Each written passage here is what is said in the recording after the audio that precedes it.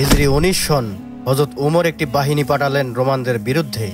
এই বাহিনীতে ছিলেন দুঃসাহসী এক সাহাবা হযরত আব্দুল্লাহ ইবনে হুযাইফা। রোমানদের সম্রাট কাইসার ছিলেন তখনকার প্রচণ্ড প্রতাপশালী। তিনি বহুবার শুনেছেন মুসলিম মুজাহিদদের ঈমান, বীরত্ব আর আল্লাহ ও রাসূল সাল্লাল্লাহু আলাইহি সাল্লামের জন্য অকাতরে জীবন বিলিয়ে দেবার মর্মান্তিক কাহিনী।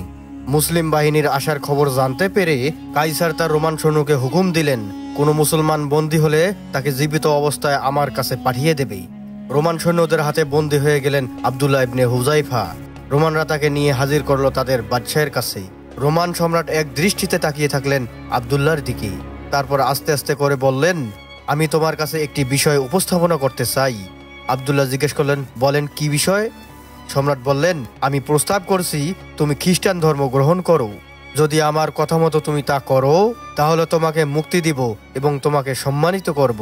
সম্রাটের কথা শুনে বন্দী আব্দুল্লাহ একটু মুচকি হাসলেন। তারপর দৃঢ়তার সাথে মুহূর্তেই জবাব দিলেন। আব্দুল্লাহ বললেন, আফসোস, আপনি যে পথের দিকে আহ্বান জানাচ্ছেন তার থেকে হাজার বড় মৃত্যু আমার কাছে বেশি শ্রয়। সম্রাট আবারও শান্তভাবে তাকে বোঝাতে চেষ্টা করলেন। বললেন, আমি মনে করি তুমি একজন বুদ্ধিমান লোক। আমার প্রস্তাব তুমি মেনে নিলে আমি তোমাকে আমার ক্ষমতার অংশীদার বানাবো। আমার কন্যার সাথে তোমার বিয়ে দেব এবং আমার এই সাম্রাজ্য তোমাকে ভাগ করে দেব। বেরি পরিহিত বন্দী আব্দুল্লাহ শুনছেন সম্রাটের কথা। লোভনীয় প্রস্তাব শুনলেন বটেই, তার চোখে মুখে কোনো সম্মতির রেখা ফুটে উঠল না, বরং তার পরিবর্তে সেখানে ঝিলিক দিয়ে উঠল সাহসের বিদ্যুৎ। সম্রাট বলেন, কি হলো, জবাব দাও। এবার মুখ খুললেন আব্দুল্লাহ। তার চোখে মুখে ভয়ের কোনো চিহ্ন মাত্রই নেই।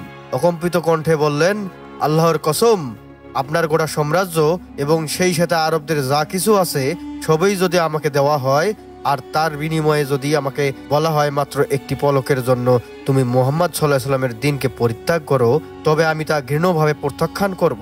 আল্লাহর কসম, আমি কখনোই আমার দ্বীনকে পরিত্যাগ করতে পারবো না।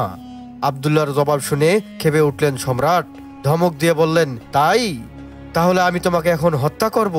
বাদশার কথা শুনে তখনও আব্দুল্লাহ এতটুকু ভীত নন। তিনি জবাবে বললেন, আমি তো উপস্থিত, আপনারা যা খুশি তাই করতে পারেন।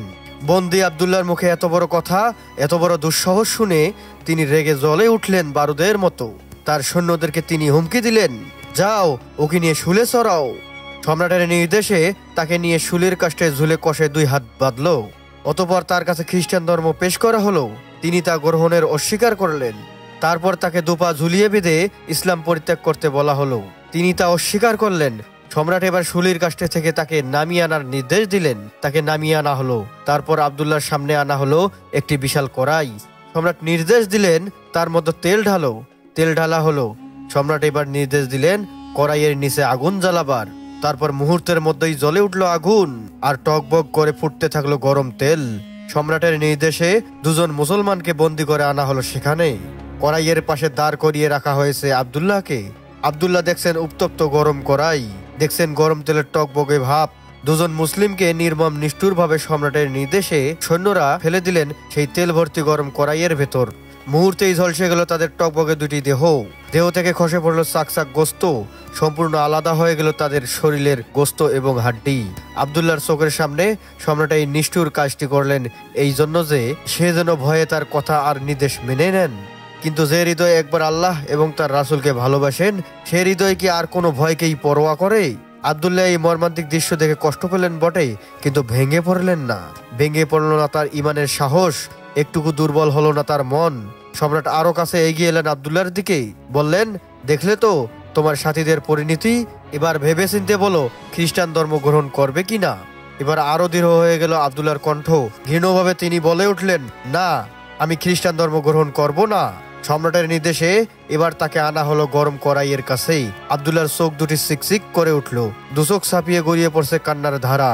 আব্দুল্লাহর চোখে পানি। খবরটি শুনে খুশি হলেন সম্রাট। ভাবলেন এবার তার আশা পূরণ হবে। সম্রাট নির্দেশ দিলেন বন্দীকে তার কাছে নিয়ে আসার। বন্দীকে আনা হলো। সম্রাট জিজ্ঞেস করলেন, কি তুমি কি ঘাবড়ে গেছো?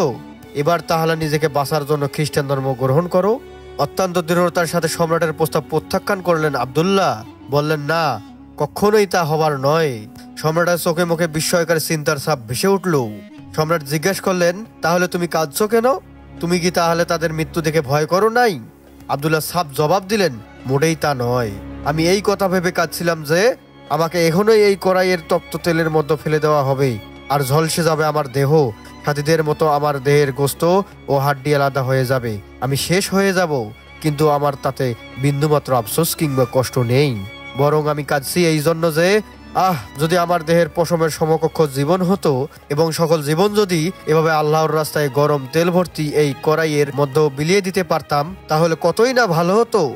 একজন বন্দির এমন দুঃসাহসিক উচ্চারণে চমকে গেলেন রোমান সম্রাট কাইসার। ভাবলেন, এও কি সম্ভব? আব্দুল্লাহর একটুও ভয় নেই? এর কি জীবনের মায়া নেই?